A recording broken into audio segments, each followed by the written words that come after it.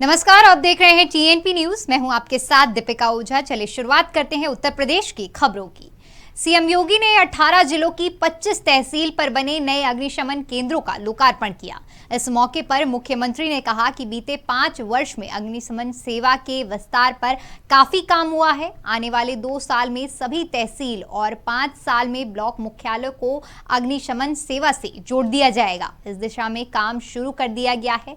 CM ने कहा कि अग्निशमन सेवा को तकनीकी रूप से और प्रभावी बनाने का काम होना चाहिए। अधिकारी इसके लिए कार्य योजना तैयार करें। उन्होंने कहा कि हाई राइज बिल्डिंगों में आग बुझाने के लिए ड्रोन से आग बुझाने की व्यवस्था की जाएगी। इसके लिए भी तैयारी जारी है। वहीं आजमगढ़ और रामपुर सीट पर उपचुनाव में सपा की हार हुई है। इस हार के बाद से ही सपा गठबंधन में तकरार चल रही है। सुभाषपा प्रमुख ओपी राजभर हार के बाद से ही लगातार अखिलेश यादव के साथ प्रेशर पॉलिटिक्स करते नजर आ रहे हैं। एक बार फिर राजभर ने अखिलेश को लेकर बयान दिया। सुभाषपा प्रमुख ने कहा कि अखिलेश यादव और मायावती को दलित पिछड़ों के हित को देखते हुए मिलकर चुनाव लड़ना चाहिए। अगर दोनों साथ मिलकर चुनाव नहीं लड़ेंगे तो बीजेपी 80 की 80 सीटें जीत जाएगी। लोकसभा सीटों को लेकर उन्होंने कहा कि सुभाषपा का सपा से गठबंधन है। ऐसे में अखिलेश यादव को सुभाषपा के लिए 5 सीट तो देनी ही पड़ेगी। वे 60 सीटों पर लड़े और 20 सीट सहयोगियों को दें। प्रदेश में सरकारी और प्राइवेट अस्पतालों में पैरामेडिकल स्टाफ की कमी जल्द ही दूर होने वाली है। इसके तहत प्रदेश में पहली बार बीएससी नर्सिंग के लिए संयुक्त प्रवेश परीक्षा का आयोजन किया जा रहा है। बता दें कि यूपी की करीब 8000 सीटों पर छात्र छात्राओं को एडमिशन दिया जाएगा। इच्छुक और योग्य उम्मीदवार केजीएमयू की ऑफिशियल वेबसाइट www.kgmu.org और अटल बिहारी वाजपेयी मेडिकल विश्वविद्यालय की ऑफिशियल वेबसाइट www.abvmuup.edu.in पर जाकर आवेदन कर सकते हैं। कैंडिडेट्स 15 जुलाई तक आवेदन कर सकते हैं। वहीं भोलेनाथ का प्रिय माह सावन शुरू होने वाला है। इसी के साथ ही कांवड़ यात्रा भी शुरू हो जाएगी। पिछले 2 सालों से कोविड महामारी के कारण शिव भक्त कांवड़ यात्रा से वंचित थे, लेकिन इस बार दोबारा से कांवड़ यात्रा शुरू हो रही है। शासन प्रशासन और नगर निगम भी यात्रा को सफल बनाने में जुट गए हैं। गाजियाबाद नगर निगम ने भी कांवड़ यात्रा के लिए कमर कस ली है। कांवड़ यात्रा को देखते हुए गाजियाबाद के नगर आयुक्त ने कमान संभाल ली है और युद्ध स्तर पर तैयारी शुरू कर दी है। नगर आयुक्त ने कांवड़ यात्रा मार्ग से चल रही मीट की दुकानों को बंद करने के निर्देश दिए हैं। इसके साथ ही सड़कों की सफाई के लिए 1 हफ्ते से अभियान चलाया जा रहा है। वहीं कांवड़ियों को अंधेरे में परेशानी न हो, इसके लिए यात्रा मार्ग पर प्रकाश की व्यवस्था को भी दुरुस्त किया जा रहा है। बदायूं जिले के सहजवान कोतवाली इलाके के रहने वाले एक युवक को पीएम मोदी के खिलाफ सोशल मीडिया पर अभद्र टिप्पणी करने के आरोप में पुलिस ने गिरफ्तार किया है। सहजवान कोतवाली प्रभारी ने बताया कि अभद्र टिप्पणी करने वाले युवक के खिलाफ प्राथमिकी दर्ज कराई गई है।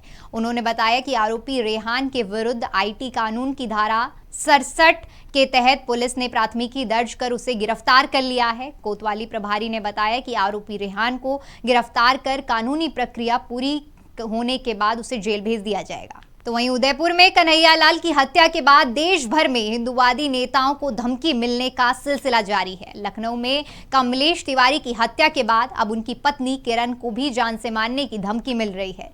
किरण को उनके घर में उर्दू में लिखा हुआ एक धमकी से भरा पत्र मिला, जिसमें यह लिखा गया था कि तुम्हारे पति को जहां भेजा गया है तुमको भी वहां पहुंचा देंगे। पत्र मिलने के बाद किरण तिवारी और उनके बेटे दहशत में हैं। फिलहाल पुलिस ने धमकी भरे पत्र की जानकारी मिलते ही किरण की सुरक्षा बढ़ा दी है। वहीं मेरठ से दिल्ली तक का सफर रैपिड ट्रेन से मिनटों में जल्द ही तय होगा। इसको लेकर तैयारियां तेज चल रही हैं। मेरठ में पहला स्टेशन परतापुर 1 सप्ताह में बनकर तैयार हो जाएगा। पीएम मोदी ने जिस प्रथम भारतीय रीजनल रेल प्रोजेक्ट का शिलान्यास 2019 में किया था, वह अब जमीन पर दिखाई देने लगा है। एक तरफ जहां ट्रैक बिछाने का कार्य तेजी से चल रहा है, वहीं दूसरी ओर स्टेशनों का कार्य पूरा करने पर भी जोर दिया जा रहा है। बीजेपी की पूर्व प्रवक्ता नुपुर शर्मा पर सुप्रीम कोर्ट की टिप्पणी के बाद मुरादाबाद से सपा सांसद डॉक्टर एसटी हसन ने कोर्ट का स्वागत किया है। उन्होंने कहा कि उसके इस बयान के बाद से ही उदयपुर में एक कत्ल हो गया। हालात पूरे देश में खराब हो गए। यहाँ तक कि रहने वाले लोगों के बीच में भी दूरियां बढ़ गई। क्या सिर्फ माफी काफी है? मैं तो इस बात की डिमांड पार्लियामेंट में भी करूंगा। कोई ऐसा बयान चाहे हिंदू दे या मुसलमान जिसके बयान से पेशवाओं की बेअदबी होती है और लोग आपस में लड़ने मरने को आमादा हो जाएं, लोगों की मौत हो जाए, तो बयान देने वाले के ऊपर कम से कम 302 का मुकदमा दर्ज होना चाहिए।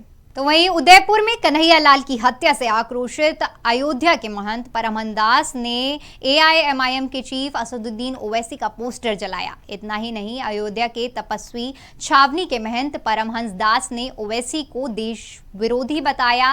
परमहंस दास बाराबंकी के सिरौली में पहुंचे थे। इस दौरान महंत ने कहा कि चाहे कोई भी आतंकवादी ही क्यों ना हो, फिर भी कांग्रेस पार्टी विशेष समुदाय का विरोध नहीं करती। उन्होंने कहा कि जिन प्रदेशों में कांग्रेस की सरकार नहीं है, वहां छोटी सी घटना होने पर भी कांग्रेस के नेता विरोध प्रदर्शन शुरू कर देते हैं, लेकिन राजस्थान में इनकी सरकार होने के बावजूद सोनिया प्रियंका अब तक नहीं गए। उधर पोस्टर जलाने की घटना के बाद पुलिस ने परमहंस दास को हिरासत में ले लिया है। चलिए फिलहाल वक्त तो चला एक छोटे से ब्रेक का। टीएनपी न्यूज एक हिंदी भाषी न्यूज चैनल है। टीएनपी ग्रुप का मूल उद्देश्य ग्रामीण क्षेत्र के युवाओं को पत्रकारिता का ज्ञान और कौशल प्रदान करना है। अधिक जानकारी के लिए विजिट करें हमारी वेबसाइट tnpnews.in या graminreporter.com।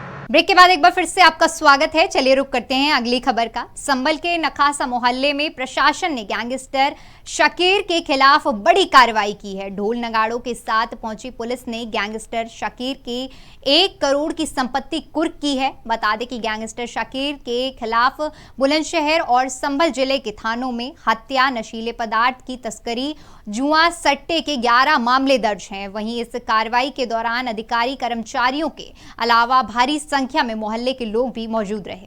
शाहजहांपुर में उदयपुर के कन्हैया लाल की हत्या के विरोध में करनी सेना ने प्रदर्शन किया। साथ ही जिला प्रशासन को ज्ञापन सौंपा। ज्ञापन में करनी सेना ने मांग की है कि कन्हैया लाल का केस फास्ट ट्रैक कोर्ट में चलाया जाए।